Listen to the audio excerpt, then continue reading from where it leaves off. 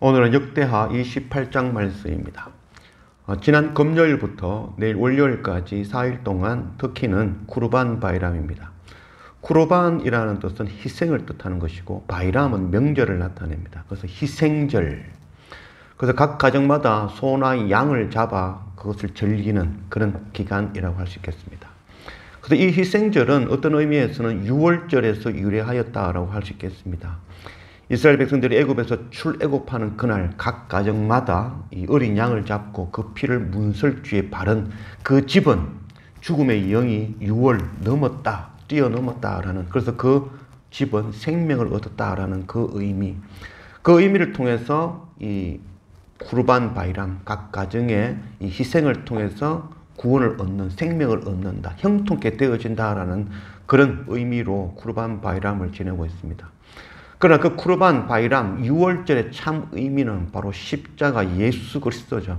그 보혈의 은혜가 우리 안에 묻어 있는 자, 그 보혈의 피가 묻은 자는 생명을 얻게 되어지는 것을 말씀하는 것이죠. 참 의미를 깨닫지 못하고 하는 그 쿠르반 바이람, 그러나 그들 마음 가운데 한 걸음 한 걸음 그 피를 통해서 참 십자가 예수 그리스도를 깨닫는 은혜가 넘치게 되는 그런 날이 오도록 기도를 부탁드립니다. 오늘 역대하 28장 1절 말씀.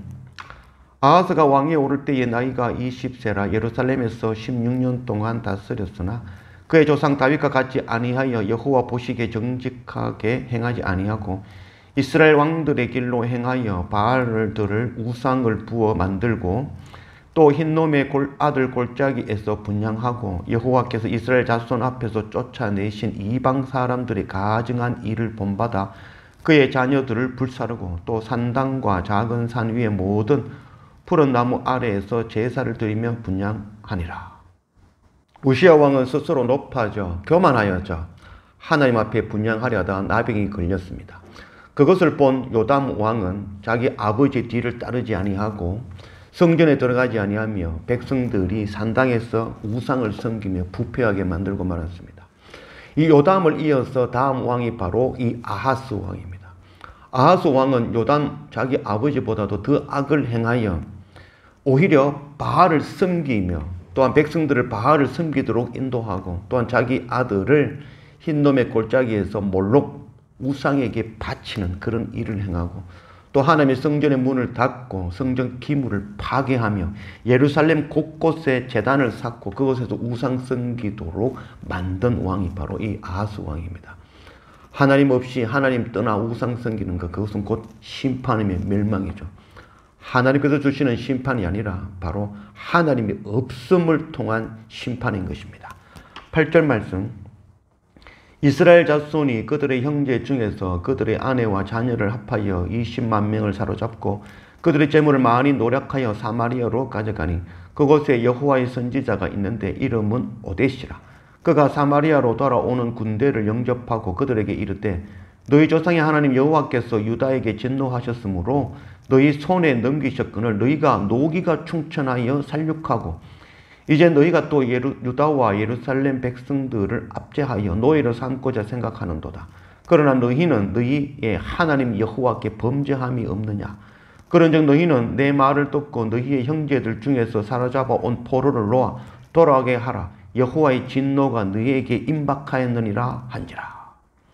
유다 아하스 왕이 하나님을 떠나 우상 숭배함을 통하여 그들이 공격을 받게 되어지죠. 그 공격은 바로 형제의 나라 이스라엘의 공격이었습니다. 이스라엘과 아람과 연합하여 이 아수르를 대적하려고 할 때에 이 이스라엘과 이 아람은 유다와 같이 연합하기를 원하였죠. 그러나 유다는 그를 거부하였죠. 그래서 이 아람과 이스라엘이 연합하여 이 유다를 공격하는 일이 일어난 것이죠. 공격하는 그 일은 결국 하나님을 떠남을 통하여 징계를 당하는 것이죠. 그러나 이스라엘 백성들이 그 징계하는 것을 넘어서서 유다를 살육하고 또한 예루살렘에 있는 사는 사람들을 잡아서 노예로 잡아 끌어오른 그런 상황이었습니다. 그 가운데 선지자 오데시 그들을 막아 세웠습니다. 유다가 심판을 받는 것, 그것은 당연한 일이지만 그 심판에 우리가 또한 더 나아가 정죄하고 그들을 살육하며 형제를 노예로 잡는 것은 옳지 않다. 그 가운데 하는 말이 너희는 하나님 앞에 정죄함이 너희는 죄가 없느냐라고 묻는 이야기인 것이죠. 세상의 모든 사람은 죄를 범하였죠. 죽을 수밖에 없는 죄인인 것이죠. 우리는 그 어떤 상황에서도 형제를 정죄할 수 없는 자들이죠. 왜냐하면 우리 또한 동일하게 하나님 앞에서 죄를 범하여 죽을 수밖에 없는 존재이기 때문인 것입니다. 사도행전 7장 59절 말씀. 그들이 돌로 스데반을 치니 스데반이 부르짖어 이르되 주 예수여 내 영혼을 받으시옵소서 하고 무릎을 꿇고 크게 불러 이르되 주여 이 죄를 그들에게 돌리지 마옵소서 이 말을 하고 자니라. 스데반 집사는 죄인이 아닐까요?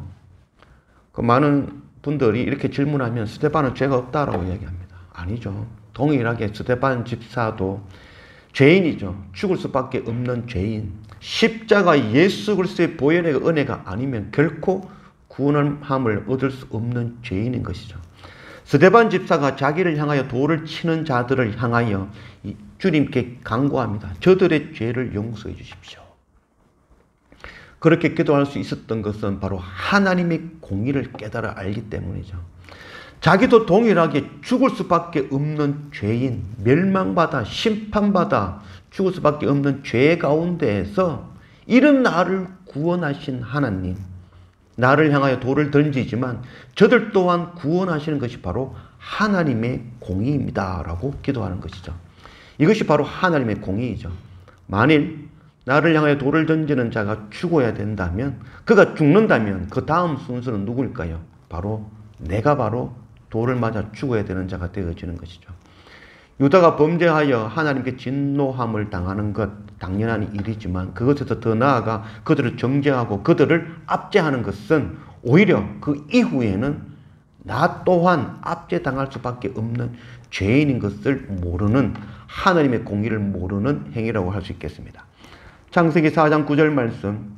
여호와께서 가인에게 이르시되 네 아후 아벨이 어디 있느냐? 그가 이르되 내가 알지 못하나이다. 내가 내 아우를 지키는 자이니까. 이르시되 네가 무엇을 하였느냐? 네 아우의 핏소리가 땅에서부터 내게 호소하느니라. 아벨이 형 가인의 돌을 맞아 죽으면서 그 피를 흘리며 하나님께 호소하였다는 것이죠. 그게 바로 핏소리죠. 어떤 핏소리였을까요? 장하 홍련전에 보면은 장하와 홍련이가 원한을 갖고 죽죠. 그래서 그 자기의 원한을 풀어달라고 사또에게 영혼이 되어 귀신이 되어 찾아가는 그런 이야기가 있죠. 나의 이 원한을 풀어주십시오. 아벨의 핏소리가 이 장하 홍련에 나오는 그런 원한을 풀어달라는 핏소리였을까요? 그렇지 않습니다.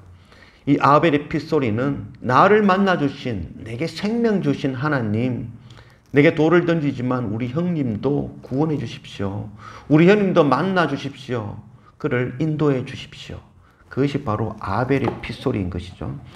그 말씀이 히브리서 12장 24절 말씀에 나옵니다. 새 언약의 중보자이신 예수와 및 아벨의 핏소리보다 더 나은 것을 말하는 뿌린 피니라. 아벨이 자기 형을 구원하기 위하여 핏소리를 하나님께 기도하였던 것, 그보다 더 나은 핏부림의 소리가 있었습니다. 그 핏부림의 소리는 바로 예수 그리스도이신 것입니다. 누가복음 23장 말씀. 해골이라 하는 곳에 이르러 거기서 예수를 십자가에 못 박고 두 행악자도 그렇게 하니 하나는 우편에 하나는 좌편에 있더라. 이에 예수께서 이르시되 아버지 저들을 사하여 주옵소서 자기들이 하는 것을 알지 못함이니이다 하더라. 그들이 그의 옷을 나누어 제비 뽑을세. 예수님께서 십자가에 못 박히시며 그 못을 박는 자, 또한 예수님의 옷을 제비 뽑아 나누는 자, 그들을 향하여 예수님께서 핏소리를 기도하신 것이죠. 저들을 용서하여 주십시오. 이것이 바로 하나님의 공의인 것입니다. 우리에게 하나님의 공의가 넘치기를 원합니다.